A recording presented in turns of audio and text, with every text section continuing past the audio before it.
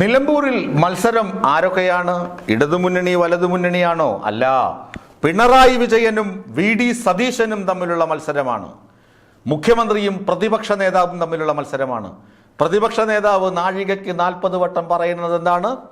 മുഖ്യമന്ത്രി പിണറായി വിജയൻ അഴിമതിയുടെ കേന്ദ്രമാണ്, മുഖ്യമന്ത്രിയുടെ ഓഫീസ് അഴിമതിയുടെ ഈറ്റില്ലമാണ് എന്നൊക്കെയാണല്ലോ. പക്ഷേ അതങ്ങനെയല്ല എന്ന് നിമിഷം പ്രതി തെളിയിച്ചു കൊണ്ടിരിക്കുന്ന മുഖ്യമന്ത്രിയാണ് പിണറായി വിജയൻ. പിണറായി വിജയൻ സർക്കാരിൽ സംസ്ഥാനത്ത് എന്തൊക്കെ വികസനമുണ്ടായെന്ന് കൃത്യമായി അറിയാവുന്നവരാണ് കേരളത്തിലെ ജനങ്ങൾ. കേരളത്തിലെ ജനങ്ങളെ ഒരേ മനസ്സോടെ ഒരേ വികാരത്തോടെ നെഞ്ചോട് ചേർത്ത് നിർത്തി എല്ലാ ദുരിതകാലത്തും അവർക്ക് സമാശ്വാസം പകർന്ന നേതാവാണ് മുഖ്യമന്ത്രി പിണറായി വിജയൻ എന്ന പാർട്ടി സർട്ടിഫിക്കറ്റ് അല്ല, അത് ജനങ്ങൾ കൊടുത്ത സർട്ടിഫിക്കറ്റാണ്. പടിയിറങ്ങി പോകുന്ന ഓരോ ഉദ്യോഗസ്ഥരും, ഉന്നത ഉദ്യോഗസ്ഥർ, IAS-കാർ, IPS-കാർ, അവരൊന്നടങ്കം പറയുന്നത് മുഖ്യമന്ത്രി പിണറായി വിജയനൊപ്പം ജോലി ചെയ്യാൻ കഴിഞ്ഞതാണ് ഞങ്ങൾക്ക് കിട്ടിയ ഏറ്റവും വലിയ അനുഭവ സമ്പത്ത്. അദ്ദേഹം ഓരോ അപകടസന്ധിയിലും നാടിനെ ചേർത്ത് നിർത്തുന്നത് എങ്ങനെയാണെന്ന് ഞങ്ങൾക്ക് കാണാൻ കഴിഞ്ഞു. ഏത് വിഷയത്തിനാണ് അദ്ദേഹം പ്രാധാന്യം കൊടുക്കുന്നതെന്ന് മനസ്സിലാക്കാൻ ഞങ്ങൾക്ക് കഴിഞ്ഞു. അവരുടെ സാക്ഷ്യപത്രം മാത്രം മതിയല്ലോ ജനങ്ങൾ എന്ത് ചിന്തിക്കുന്നു എന്ന് മനസ്സിലാക്കാൻ.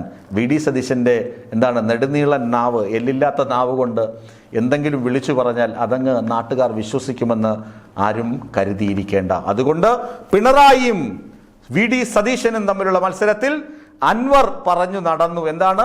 പിണറായിസത്തിനെതിരെ, മരുമോനിസത്തിനെതിരെയുള്ള പോരാട്ടമാണ്. നിലമ്പൂർ ജനത പിണറായിസത്തിനെ വിധിയെഴുതുമെന്ന്. അൻവർ എവിടെ പോയി? അൻവറിനെ കുറിച്ച് ഇന്ന് മാതൃഭൂമി പത്രത്തിൽ രസകരമായ ഒരു കാർട്ടൂണുണ്ട്. എന്താണ്? അൻവർ കറിവേപ്പില, അൻവർ കറിവേപ്പില, കറിക്ക് ബെസ്റ്റ്. എന്താണ്? കറിക്ക് മസ്റ്റ്, ചൊറിക്ക് ബെസ്റ്റ്. എന്ത് മനോഹരമായ ക്യാപ്ഷനാണ്! അൻവർ കറിവേപ്പില, കറിക്ക് മസ്റ്റ്, ചൊറിക്ക് ബെസ്റ്റ്. അതുപോലെ അൻവറിനെ കറിയിൽ നിന്നെടുത്ത് പുറത്ത് കളഞ്ഞു. അൻവർ ഒരിടത്തുമില്ല. അൻവറിന്റെ ഇഫക്റ്റ് നിലമ്പൂരിലില്ല എന്ന് അൻവർ തന്നെ പല കുറി വാർത്താ സമ്മേളനങ്ങളിൽ പറഞ്ഞു. PV അൻവർ നിലമ്പൂരിലില്ല. PV അൻവർ വേറെ ഏതെങ്കിലുമൊക്കെ സീറ്റ് കിട്ടുമോ എന്നിങ്ങനെ കരുതി നടക്കുകയാണ്. അടുത്ത നിയമസഭാ തെരഞ്ഞെടുപ്പിൽ സീറ്റ് കിട്ടിയില്ലെങ്കിൽ തീർന്നില്ലേ? സ്വതന്ത്രനായി മത്സരിച്ചാൽ ഒരിടത്തും വിജയിക്കില്ല. എത്ര പണം എറിഞ്ഞാലും ആരും വോട്ട് കൊടുക്കില്ല. കാരണം എന്താണ്? നട്ടല്ലില്ല, എല്ലുറപ്പില്ല, നാക്കിന് ലൈസൻസും ഇല്ല. വായിൽ തോന്നുന്നത് കോതയ്ക്ക് പാട്ടെന്ന് ഒരിക്കലൊന്ന് പറയും, അടുത്ത നിമിഷം മറ്റൊന്ന് പറയും. ഒരു നിലപാടുമില്ല.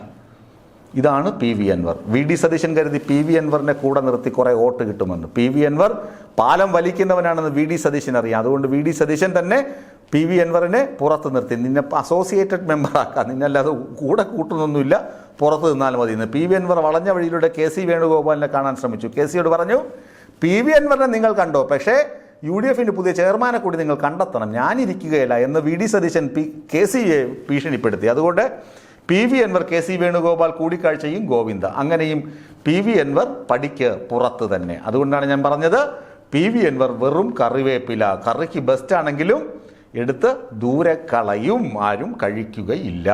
അതാണ് PV അൻവർ. അതുകൊണ്ട് വി ഡി സതീശൻ ആദ്യം നുണഞ്ഞ PV അൻവറിൻ്റെ ഇഫക്റ്റിലുള്ള വോട്ട് ഗോവിന്ദയായി. പിന്നെ വി ഡി സതീശൻ പിണറായി തമ്മിലുള്ള മത്സരമാകുമ്പോൾ വി ഡി സതീശൻ കഴിഞ്ഞ എല്ലാ ഉപതെരഞ്ഞെടുപ്പുകളിലും വി ഡി സതീശൻ്റെ ഒരു സ്ട്രാറ്റജിയുണ്ട്. ആ സ്ട്രാറ്റജി നമ്മൾ പരിശോധിക്കണം. വി ഡി സതീശൻ അതാത് മണ്ഡലങ്ങളിൽ തിരഞ്ഞെടുപ്പ് നടക്കുന്ന സ്ഥലത്ത് ക്യാമ്പ് ചെയ്യും. ക്യാമ്പ് ചെയ്തിട്ട് അവിടെയുള്ള കുറേ യുവ MLA-മാർ, പ്രത്യേകിച്ച് രാഹുൽ മാങ്കൂട്ടത്തിൽ MLA ആയതിനു ശേഷവും അതിനു മുമ്പും, അതുപോലെ തന്നെ ഷാഫി പറമ്പിൽ, VT ബൽറാം, PC വിഷ്ണുദാസ്, അങ്ങനെ തുടങ്ങിയ കുറച്ച് പ്രായം കുറഞ്ഞ ചെറുപ്പക്കാരായ കുറച്ച് ആളുകൾ അദ്ദേഹം ഒപ്പം കൂട്ടും. എന്നിട്ട് അവരുടെ സോഷ്യൽ മീഡിയ പ്ലാറ്റ്ഫോം, പിന്നെ അവരുടെ ആളുകൾ, ചെറുപ്പക്കാർ, അങ്ങനെ തുടങ്ങിയ ആളുകൾ വെച്ചിട്ട് എല്ലാ സ്ഥലങ്ങളിലേക്കും അവരുടെ പ്രവർത്തനത്തെ ഏകോപിപ്പിച്ച് അവരെ കൊണ്ട് പ്രവർത്തിപ്പിക്കും. പിന്നെ ആദ്യം തന്നെ സ്ഥാനാർത്ഥിയെ പ്രഖ്യാപിച്ചത് UDF-നൊരു നേട്ടവുമായിട്ടുണ്ട്. പ്രചരണത്തിൽ ഒരു പടി മുന്നിലാണ്. ആര്യടൻ ഷൗക്കത്തിന് മണ്ഡലത്തിലുള്ള മേൽക്കൈ, പിന്നെ നിലമ്പൂർ നഗരസഭ അധ്യക്ഷനായിരുന്നു, നിലമ്പൂർ പഞ്ചായത്ത് അംഗം, അങ്ങനെയൊക്കെ തുടങ്ങി. പിന്നെ ആര്യടൻ മുഹമ്മദിൻ്റെ ഒരു ബാക്ക്ഗ്രൗണ്ട്, അദ്ദേഹം കോൺഗ്രസിൻ്റെ MLA ആയിരുന്നു നിരവധി കാലം. അദ്ദേഹത്തിൻ്റെ മകനാണ് ആര്യടൻ ഷൗക്കത്ത്. ആര്യടൻ ഷൗക്കത്തിന് ഉള്ള സാംസ്കാരിക പിന്തുണ, പിന്നെ മതപരമായ പിന്തുണ, മുസ്ലിം സമുദായത്തിൻ്റെ സപ്പോർട്ട്, ഇതെല്ലാം വി ഡി സതീശൻ കണക്ക് കൂട്ടുന്നുണ്ട്. പിന്നെ എന്താണുള്ളത്? മുസ്ലിം ലീഗിനൊപ്പം തന്നെ ജമാഅത്തെ ഇസ്ലാമി, SDPI കൂട്ടുകെട്ട്, അങ്ങനെ ആ ബന്ധങ്ങളൊക്കെ വി ഡി സതീശൻ, പിന്നെ ഭൂരിപക്ഷ ഹിന്ദു സമുദായം, BJP പിന്നോട്ട് നിൽക്കുകയാണ്. BJP മത്സരിക്കുമോ മത്സരിക്കില്ലയോ എന്ന് പറയുന്നു. BDJS വേണമോ വേണ്ടയോ എന്ന് തീരുമാനിച്ച് നിൽക്കുന്നു. അപ്പോൾ അവരുടെ വോട്ടെങ്ങനെ കീശയിലാക്കാമെന്ന തന്ത്രമൊക്കെ വി ഡി സതീശൻ കൃത്യമായി പരീക്ഷിക്കും. അപ്പോൾ വി ഡി സതീശൻ അവിടെ ക്യാമ്പ് ചെയ്ത് ഇങ്ങനെയുള്ള അണ്ടർഗ്രൗണ്ട് പരിപാടിയൊക്കെ ചരട് വലിയിലൂടെ സെറ്റ് ചെയ്യും. അപ്പോൾ വി ഡി സതീശൻ അവിടെ ക്യാമ്പ് ചെയ്ത് മറ്റ് മണ്ഡലങ്ങളിൽ എന്താണോ ചെയ്തത്, എന്താണോ അണ്ടർഗ്രൗണ്ട് പരിപാടി ചെയ്തത്, അതൊക്കെ വി ഡി സതീശൻ അവിടെ ചെയ്യും.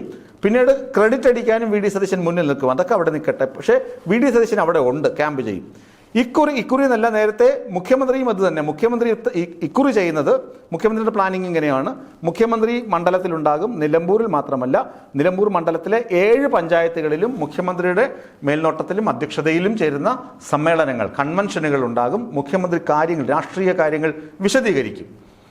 മുഖ്യമന്ത്രിയെ പിണറായിസം, മരുമോനിസം എന്നൊക്കെ പറഞ്ഞ് അധിക്ഷേപിക്കുന്ന കാര്യങ്ങൾ വിശദീകരിക്കും. ഇവിടെ പ്രധാനപ്പെട്ട കാര്യം നിലമ്പൂരിലെ ജനങ്ങൾ മനസ്സിലാക്കുന്നത്, ഈ ഒരു 80 വയസ്സായ വയോധികൻ, അദ്ദേഹം 2 ടേമായി സംസ്ഥാനത്തെ മുഖ്യമന്ത്രിയായി വരുന്നു. സംസ്ഥാനം ഇതുവരെ നേരിടാത്ത തരത്തിലുള്ള എത്രയെത്ര പ്രതിസന്ധികളാണ് അദ്ദേഹം നിഷ്പ്രയാസം തരണം ചെയ്ത് സംസ്ഥാനത്തെ മുന്നോട്ട് നയിച്ചത്. ഏറ്റവും ഒടുവിൽ വന്ന വയനാട് പ്രകൃതി ദുരന്തം, ഈ ഉരുൾപൊട്ടൽ ദുരന്തം, അതുവരെ തരണം ചെയ്തു. കേന്ദ്രം ഇത്രമാത്രം ഞെരുക്കുമ്പോഴും അദ്ദേഹം ഇതിനെയൊക്കെ മറികടക്കുന്ന സ്ട്രാറ്റജികൾ നിർമ്മിച്ച്, അല്ലെങ്കിൽ സ്ട്രാറ്റജികൾ ആസൂത്രണം ചെയ്ത് അതിനെ മറികടക്കുന്ന രീതി, ജനങ്ങളെ ഒരിക്കലും ഭയചകിതരാക്കാതെ ഒപ്പം നിർത്തുന്ന രീതി, ഇതൊക്കെ ജനങ്ങൾക്കറിയാം. അത് നിലമ്പൂരിലെ സർവ്വസാധാരണക്കാർക്കും അറിയാം, മിഡിൽ ക്ലാസ്സിനും അറിയാം, അപ്പർ ക്ലാസ്സിനും അറിയാം. അവരൊരിക്കലും പിണറായി വിജയനെ അങ്ങനെ ഈ അൻവർ പറയുന്നത് പോലെ പിണറായിസം ഒന്നും മരുമോനിസം ഒന്നും പറഞ്ഞ് തള്ളിക്കളയില്ല. ഈ മരുമോന് വേണ്ടി മുഖ്യമന്ത്രി പിണറായി വിജയൻ എന്തൊക്കെ ചെയ്തു എന്നൊക്കെ പറയുന്നു. ഈ മുഹമ്മദ് റിയാസ് മുഖ്യമന്ത്രി പിണറായി വിജയൻ്റെ മകളെ കല്യാണം കഴിക്കുന്നതിന് മുമ്പ് തന്നെ സംസ്ഥാന നേതാവായിരുന്നു. DYFIയുടെയും SFIയുടെയും അഖിലേന്ത്യാ തലത്തിലുള്ള നേതാവായിരുന്നു. മുഹമ്മദ് റിയാസ് വലിയ കുടുംബത്തിൽ ജനിച്ച ആൾ തന്നെയാണ്. മുഹമ്മദ് റിയാസിന് മുഖ്യമന്ത്രിയുടെ മരുമകനായില്ലെങ്കിലും ഈ പറയുന്ന മന്ത്രി പദവിയൊക്കെ നിഷ്പ്രയാസം ലഭിക്കാൻ യോഗ്യനാണ് മുഹമ്മദ് റിയാസ്.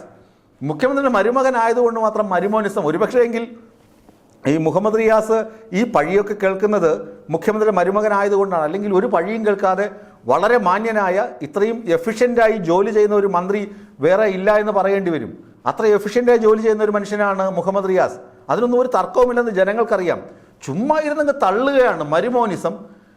മുഖ്യമന്ത്രി ഈ മുഹമ്മദ് റിയാസിന് വേണ്ടി ചെയ്ത ഏതെങ്കിലും വഴിവിട്ട ഒരു സഹായം, എന്തെങ്കിലും തെളിവ് സഹിതം ഈ പറയുന്ന മാത്യു കുഴൽനാടനോ അല്ലെങ്കിൽ ഈ PV അൻവറിനോ VD സതീശനോ എടുത്ത് തെളിവ് സഹിതം കാണിക്കാമെങ്കിൽ, തെളിവ് സഹിതം മുഖ്യമന്ത്രി പിണറായി വിജയൻ മുഹമ്മദ് റിയാസിന് വേണ്ടി വഴിവിട്ട് നടത്തിയ ഒരു കാര്യം, ഇല്ലീഗലായിട്ട് ഇത് ചെയ്തു കൊടുത്തു എന്ന് ഒരു തെളിവ് സഹിതം ഒരു സാധനം ഇവർ കാണിച്ചിട്ടുണ്ടോ? ഇതുവരെ എന്തെങ്കിലും ഒന്ന് കാണിച്ചിട്ടുണ്ടോ?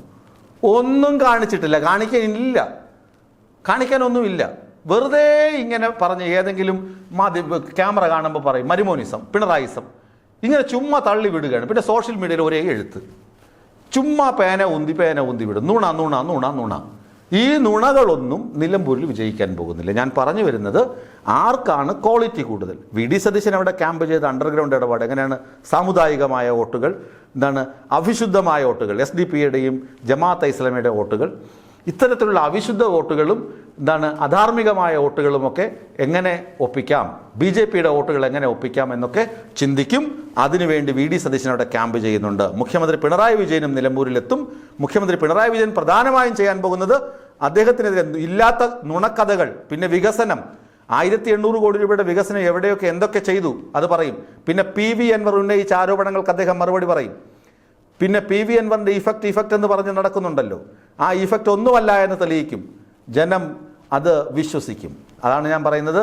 പ്രതിപക്ഷത്ത് തന്നെ ഇരിക്കും. മുമ്പ് CPMനെ കുറിച്ചൊരു വിമർശനമുണ്ടായിരുന്നു, ജനങ്ങൾക്കൊപ്പമല്ല, ജനകീയമല്ല എന്നൊക്കെ. ഇപ്പോഴങ്ങനെ അല്ല. മുഖ്യമന്ത്രി പിണറായി വിജയൻ മുഖ്യമന്ത്രി ആകുന്നതിന് മുമ്പ് 10-16 വർഷക്കാലം പാർട്ടി സെക്രട്ടറി ആയിരുന്നു. ആ കാലം മുതൽ പാർട്ടി മാറി. VS അച്യുതാനന്ദൻ മുഖ്യമന്ത്രി ആയിരിക്കുമ്പോൾ പാർട്ടി മാറി, പാർട്ടിയുടെ സ്വഭാവ രീതിയൊക്കെ മാറി. ജനങ്ങൾക്ക് വേണ്ടി ജനഹിതമനുസരിച്ച് പ്രവർത്തിക്കുന്ന പാർട്ടിയായി, തീരുമാനങ്ങൾ എടുക്കുന്ന പാർട്ടിയായി മാറി. ഇപ്പോൾ MA ബേബി സഖാവ് പാർട്ടി ജനറൽ സെക്രട്ടറി ആയതോടുകൂടി അതിന് കുറെ കൂടി ആക്കം കൂടി. നിങ്ങൾ സ്വപ്നത്തിൽ പോലും വിചാരിക്കുന്നുണ്ടോ M സ്വരാജ് നിലമ്പൂരിൽ സ്ഥാനാർത്ഥിയായി എത്തുമെന്ന്?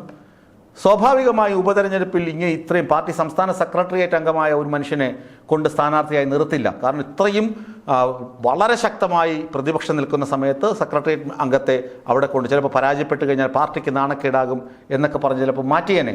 പക്ഷെ അങ്ങനെയല്ല, ജനഹിതം അതാണ്. ജനങ്ങൾ ആഗ്രഹിക്കുന്നു അരിവാൾ ചുറ്റിക നക്ഷത്രത്തിൽ ഒരാൾ മത്സരിക്കണമെന്ന്.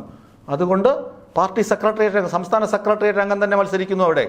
അതാണ് ജനങ്ങൾക്ക് വേണ്ടി ജനഹിതമനുസരിച്ച് പ്രവർത്തിക്കുന്ന പാർട്ടിയായി CPM മാറിക്കഴിഞ്ഞു. അത് കുറേ കാലമായി മാറിക്കഴിഞ്ഞു. അതുകൊണ്ട് VD സതീശൻ്റെ ഉമ്മാക്കിയൊന്നും കണ്ട് പിണറായി വിജയനും ഭയക്കുകയില്ല. പിണറായി വിജയനും VD സതീശനും തമ്മിലുള്ള പോരാട്ടമാണെങ്കിൽ അവിടെ പിണറായി വിജയൻ തന്നെ വിജയിക്കും. സതീശൻ വീണ്ടും ഇക്ഷ ഇഞ്ഞ ഇണ്ണ ഇച്ഛ എന്നൊക്കെ പറഞ്ഞ് പ്രതിപക്ഷത്ത് തന്നെ തുടരുകയും ചെയ്യും.